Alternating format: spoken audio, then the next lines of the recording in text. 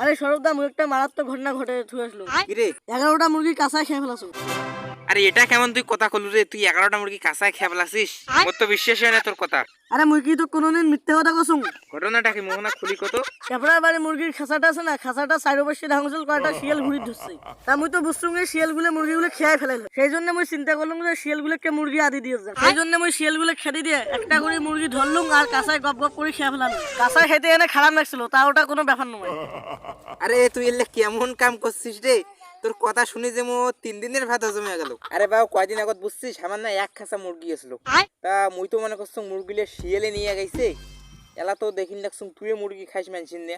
তুই বোধহয় মোর মুরগিলে নিয়ে গেছিস নাকি? তোর মুরগি কালা না ধলা মুই দেখোই নাই, তা চুরি করলুম ফির কুম্বলা। মুই কয়দিন দেখি ওদের মনে হাসির বাচ্চাগুলো খুঁজি নাসু মুই পাঙ্গে না তুই খেয়ে ফেলাসনি নাকি? হ্যাঁ ইমিয়া মনে হয় এবার টের পেয়ে গেছে মুই যে মানছি না মুরগিগুলো খেয়ে খেয়ে বেড়ান। মুখ বোধহয় ডাং খড়ে নাকি মুরগির পালাং।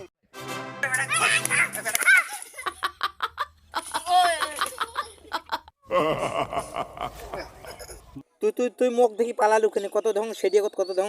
তুই মোর মুরগিলে খাসিস। তুই মোর মুরগিলে খাসিস।